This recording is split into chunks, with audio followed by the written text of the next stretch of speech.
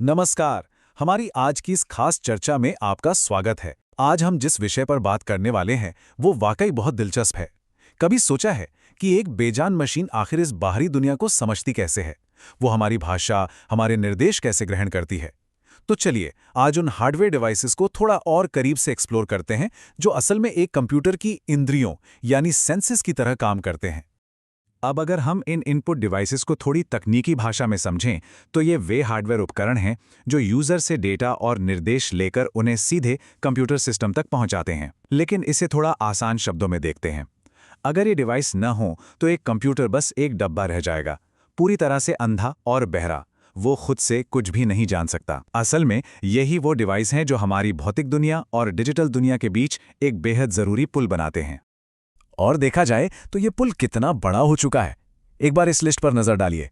Basic typing से लेकर हमारी आंखों की पुतलियों को स्कैन करने तक इंसान और कंप्यूटर के बीच बातचीत का दायरा कितना विशाल और विविध हो गया है ना।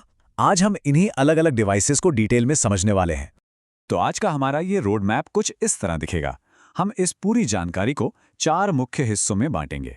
पहला, सामान्य और पॉइंटिंग डिवाइस। दूसरा, डेटा कैप्चर और स्कैनिंग।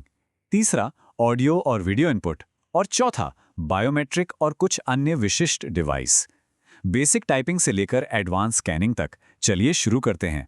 सबसे पहले आते हैं हमारी पहली कैटेगरी पर, सामान्य और पॉइंटिंग डिवाइस। ये वो कैटेगरी है जिसके जरिए इंसान हर दिन, बल्कि सच कहूं तो शायद हर घंटे, अपने कंप्यूटर के साथ सबसे ज्यादा इंटरैक्ट करते हैं। ये वो बेसिक टूल्स हैं जो हमारे हाथों की छोटी छोटी हरकतों को एकदम सटीक डिजिटल एक्शंस में बदल देते हैं। जैसे कीबोर्ड, टेक्स्ट और कमांड टाइप करने का सबसे मुख्य जरिया। फिर आता है माउस, जो स्क्रीन पर कर्सर को कंट्रोल करने और क्लिक करने की पूरी आज़ादी देता है। ट्रैक बॉल भी लगभग माउस जैसा ही है, बस इसमें ऊपर एक घूमने वाली बॉल होती है। और हाँ, टच पैड, जो आपको हर मॉडल लैपटॉप में एक स्पर्श संवेदनशील सतह के रूप में मिल ही जाएगा। लेकिन इसी कैटेगरी में कुछ और भी डिवाइस हैं जो थोड़े स्पेसिफिक और हैंड्स ऑन कामों के लिए बनाए गए हैं। जैसे अगर वीडियो गेम्स खेलने हैं तो जॉयस्टिक मूवमेंट को कंट्रोल करने के लिए बेस्ट है। वहीं अगर कोई क्रिएटिव काम या ड्राइंग करनी हो तो लाइट पेन काम आता है, जिससे आप स्क्रीन पर सीधे लिख सकते हैं। और आज के समय का सबसे पॉपुलर टूल, टच स्क्रीन। ये कितना कमाल का है ना। ये एक ही समय पर इनपुट और आउटपुट दोनों का काम बड़ी आसानी से कर लेता है। चलिए अब बढ़ते हैं दूसरे हिस्से की तरफ, डेटा कैप्चर और स्कैनिंग डिवाइस। ये सेक्शन उन उपकरणों के बारे में है जो हमारे आसपास की भौतिक जानकारी को तुरंत डिजिटल फॉर्म में बदल देते हैं।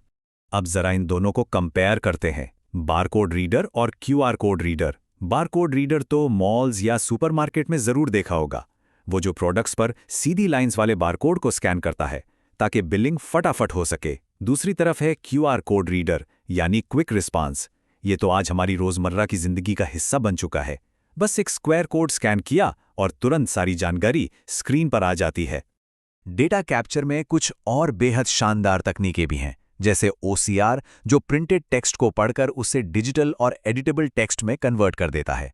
फिर OMR, जो प्रतियोगी परीक्षाओं की आंसर शीट्स पर पेंसिल या पेन के निशानों को एकदम तेजी से चेक करता है।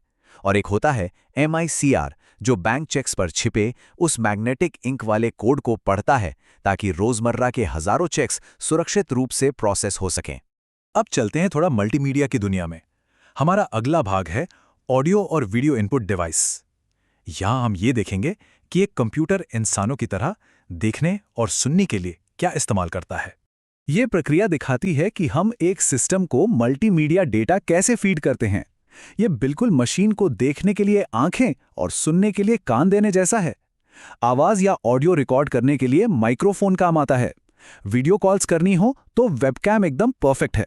और जब हमें बहुत ही हाई क्वालिटी फोटोज या वीडियोस रिकॉर्ड करके अपने पीसी में भेजने होते हैं तो हम डिजिटल कैमरा का इस्तेमाल करते हैं।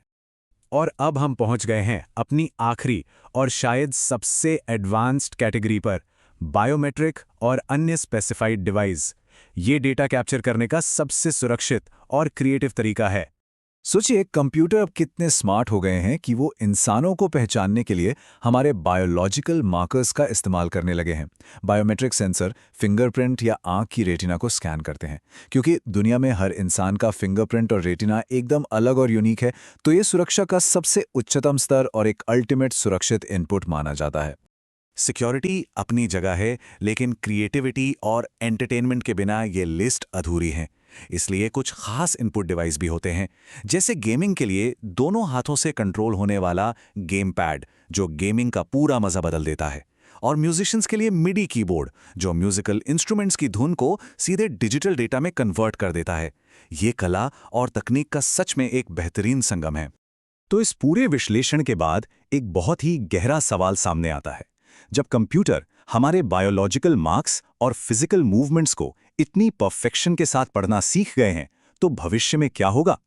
इंसानों और मशीनों के बीच कम्युनिकेशन का अगला तरीका क्या हो सकता है? क्या पता आने वाले वक्त में हम सिर्फ सोचकर ही मशीनों को निर्देश दे सकें?